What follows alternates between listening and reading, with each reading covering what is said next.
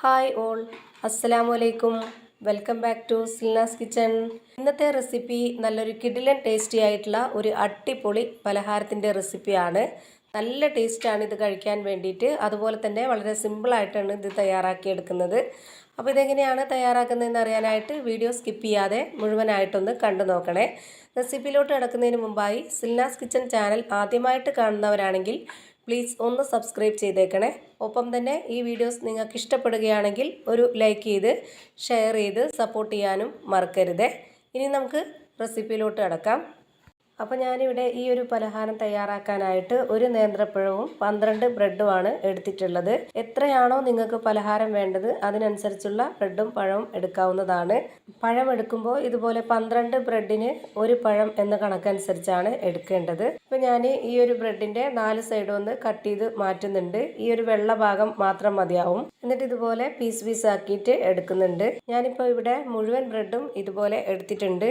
ഇനി ഇതൊന്ന് മാറ്റി വെച്ചേക്കാം. അടുത്തതായിട്ട് ഒരു നേന്ത്രപ്പഴം തൊലിയൊക്കെ കളഞ്ഞ് എടുത്തിട്ടുണ്ട്. ഇതും ഒന്ന് കട്ട് ചെയ്തിട്ട് എടുക്കുന്നുണ്ട്.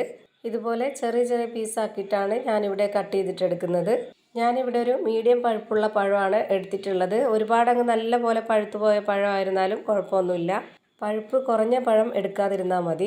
ഇനി അടുത്തതായിട്ട് നമ്മൾ നേരത്തെ കട്ട് ചെയ്ത് വെച്ചിട്ടുള്ള ആ ഒരു ബ്രെഡ് പൊടിച്ചെടുക്കണം. അപ്പോൾ അതിനു വേണ്ടി ഞാനിവിടെ ഈ ഒരു മിക്സിയുടെ ജാറിലേക്ക് കുറച്ച് ബ്രെഡ് ഇട്ട് കൊടുത്തിട്ടുണ്ട്. ഇനി ഇതൊന്ന് പൊടിച്ചെടുക്കാം. നമ്മൾ കട്ട് ചെയ്ത് വെച്ചിട്ടുള്ള ആ ഒരു ബ്രെഡ് 12 എണ്ണവും ഇതുപോലെ പൊട്ടിച്ചിട്ടതിന് ശേഷം 2 പ്രാവശ്യമായിട്ടാണ് പൊടിച്ചെടുത്തിട്ട് ഇതുപോലൊരു പാത്രത്തിലേക്ക് ഇട്ട് കൊടുക്കുന്നത്.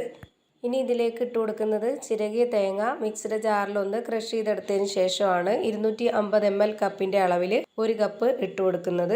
പിന്നെ ഇതിലേക്ക് വേണ്ടത് ഇതുപോലെ ചെറിയ സേമിയയാണ്. അതും കൂടെ ഇതിലേക്ക് ഇട്ട് കൊടുക്കാം. 250 ml കപ്പിൻ്റെ അളവിൽ 1 കപ്പ് സേമിയാണ് ഞാനിപ്പോൾ ഇതിലേക്ക് ഇട്ട് കൊടുക്കുന്നത്. ഇനി അടുത്തതായിട്ട് ബ്രെഡ് പൊടിച്ചെടുത്തിട്ടുള്ള ആ ഒരു മിക്സിയുടെ ജാറിലേക്ക് നേരത്തെ കട്ട് ചെയ്ത് വെച്ചിട്ടുള്ള ആ ഒരു പഴം ഇട്ട് കൊടുക്കുന്നുണ്ട്. ഇതൊന്ന് അരച്ചെടുക്കാം. അപ്പോൾ അതിനായിട്ട് ഇനി നല്ല കട്ടിയായിട്ടുള്ള പശുവിൻ പാലാണ് ഒഴിച്ചു കൊടുക്കുന്നത്.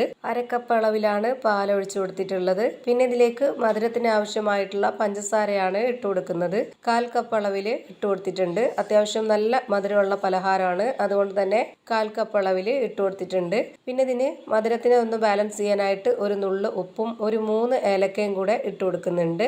പിന്നെ നമ്മുടെ ഈ ഒരു പലഹാരം ചെറിയൊരു കളറായിട്ട് ഇരിക്കാൻ വേണ്ടിയിട്ട് യെല്ലോ ഫുഡ് കളറും കൂടെ ഇട്ട് കൊടുക്കുന്നുണ്ട്. മഞ്ഞൾപ്പൊടി ഇട്ട് കൊടുത്താൽ മതി എന്നുള്ളവർക്ക് അത് ഇട്ട് കൊടുക്കാം. ഇനി നമുക്കിത് നന്നായിട്ടൊന്ന് അരച്ചെടുക്കണം. ഇപ്പോൾ ഇത് നല്ലപോലെ അരച്ചെടുത്തിട്ടുണ്ട്. ഇനി ഇത് നമുക്ക് ഇതിലേക്ക് മുഴുവനായിട്ടും ഒഴിച്ചു കൊടുക്കാം. ഇത് നന്നായിട്ട് എല്ലാം കൂടെ യോജിപ്പിച്ചെടുക്കണം. ഇതിൻ്റെ കറക്റ്റായിട്ടുള്ള പരുവത്തിനാണ് ഞാനിപ്പോൾ 1/2 കപ്പ് അളവിലുള്ള പാലും ഒരു പഴവും എടുത്തിട്ട് അരച്ചെടുത്തിട്ടുള്ളത്. ഇതാണ് ഇതിൻ്റെ കറക്റ്റായിട്ടുള്ള പരുവം. ഇനി അഥവാ ഓരോരുത്തരും എടുക്കുന്ന അളവനുസരിച്ച് കുറച്ച് ലൂസായിട്ടാണ് ഇരിക്കുന്നതെങ്കിൽ ഇതിലേക്ക് ഒരു 2 ടേബിൾ സ്പൂൺ അളവിൽ മൈദപ്പൊടിയോ അല്ലാന്നുണ്ടെങ്കിൽ ബ്രെഡ് തന്നെ പൊടിച്ചിട്ട് ഇട്ട് കൊടുത്താലും മതിയാവും. എനിക്കിപ്പോൾ ഇതിൻ്റെ ഒന്നും ആവശ്യം വന്നിട്ടില്ല. ഞാൻ എടുത്തിട്ടുള്ള ഈ ഒരു കണക്കനുസരിച്ച് കറക്റ്റായിട്ടാണ് കിട്ടിയിട്ടുള്ളത്. ഇനി നമ്മുടെ കയ്യിൽ കുറച്ച് എണ്ണയോ ഓയിലോ ഒന്ന് സ്പ്രെഡാക്കിയതിന് ശേഷം നമുക്ക് ഇഷ്ടമുള്ള ഏത് ഷേപ്പിൽ വേണമെങ്കിലും റെഡിയാക്കി എടുക്കാവുന്നതാണ്. ഞാനിപ്പോൾ ഈ ഒരു ഷേപ്പിലാണ് റെഡിയാക്കി എടുത്തിട്ടുള്ളത്. ഇനി ചൂടായ എണ്ണയിലേക്ക് ഓരോന്നോരോന്നായി ഇട്ട് കൊടുത്തിട്ട് ഫ്രൈ ചെയ്തെടുക്കുന്നുണ്ട്. ഇത് നല്ല പോലെ എണ്ണ മുങ്ങിക്കിടന്ന് വേണം ഇത് ഫ്രൈ ആവാനായിട്ട്. എണ്ണ കുടിക്കുമെന്ന് ഓർത്ത് പേടിക്കൊന്നും വേണ്ട. നമ്മളിത് ഒഴിച്ചു കൊടുത്തിട്ടുള്ള അത്രയും എണ്ണ തന്നെ ഇത് ഫ്രൈ ചെയ്യുമ്പോഴും ഉണ്ടാവുന്നുണ്ട്. വളരെ കുറച്ച് എണ്ണ മാത്രമേ കുടിക്കുന്നുള്ളൂ. ഭയങ്കര ടേസ്റ്റി ആയിട്ടുള്ള ഒരു അടിപൊളി പലഹാരമാണിത്. നന്നായി ചൂടായി വന്നതിന് ശേഷം ഇതിൽ ഓരോന്നോരോന്നായി ഇട്ട് കൊടുത്തിട്ട് നമ്മൾ മീഡിയം ഫ്ലെയിമിലും ലോ ഫ്ലെയിമിലും ഇട്ട് കൊടുത്തിട്ട് വേണം ഇത് ഫ്രൈ ചെയ്തെടുക്കാനായിട്ട്. ഒരു ഫ്ലെയിം കൂടിപ്പോയാൽ പെട്ടെന്ന് തന്നെ പുറമേ കരിഞ്ഞു പോവുകയും അകം വേവാതിരിക്കുകയും ചെയ്യും. അപ്പോൾ അതൊന്ന് ശ്രദ്ധിച്ചിട്ട് വേണം ഇത് ഫ്രൈ ചെയ്തെടുക്കാനായിട്ട്. ഇപ്പോൾ ഇതാ വെന്ത് കിട്ടിയിട്ടുണ്ട്. ഇനി ഇതെല്ലാം എണ്ണയിൽ നിന്ന് കോരി മാറ്റുവാണ്. ഇപ്പോൾ ഇതാ നമ്മൾ ഒഴിച്ചു കൊടുത്തിട്ടുള്ള അതേ എണ്ണ തന്നെ ഇപ്പോഴും ഉണ്ട്. അപ്പോൾ ഇതേപോലെ തന്നെ എല്ലാം ഞാനിവിടെ ഫ്രൈ ചെയ്ത് ഒരു പാത്രത്തിലേക്ക് മാറ്റിയിട്ടുണ്ട്. നല്ല ടേസ്റ്റി ആയിട്ടുള്ള ഒരു അടിപൊളി പലഹാരമാണ് റെഡിയായി കിട്ടിയിട്ടുള്ളത്. തീർച്ചയായിട്ടും നിങ്ങൾക്ക് എല്ലാവർക്കും ഇഷ്ടമാവും. അപ്പോൾ ഇതുപോലെ ഒരു തവണ നിങ്ങളും ഒന്ന് ട്രൈ ചെയ്ത് നോക്കുക. ഒരു തവണ ഉണ്ടാക്കി കഴിച്ചു കഴിഞ്ഞാൽ പിന്നെ നിങ്ങൾക്ക് വീണ്ടും ഉണ്ടാക്കി കഴിക്കാൻ വേണ്ടി തോന്നും. അത്രയും ടേസ്റ്റി ആയിട്ടുള്ള ഒരു പലഹാരമാണ്. അപ്പോൾ ഇത്രയേ ഉള്ളൂ ഇന്നത്തെ വീഡിയോ ഇഷ്ടമായാൽ ലൈക്ക് ചെയ്യാനും കമൻറ്റ് ചെയ്യാനും ഷെയർ ചെയ്യാനും മറക്കരുത്. അതുപോലെ തന്നെ ഞാനിടുന്ന പുതിയ വീഡിയോസ് നോട്ടിഫിക്കേഷനായിട്ട് കിട്ടുന്നതിന് വേണ്ടി സബ്സ്ക്രൈബ് ചെയ്ത് ബെല്ലൈക്കൺ അമർത്തി അതിൽ ഓൾ എന്ന ഓപ്ഷൻ എനേബിൾ ചെയ്ത് കൊടുക്കാനും മറക്കരുത്. പുതിയൊരു വീഡിയോയുമായി വീണ്ടും വരും. Thank you for watching.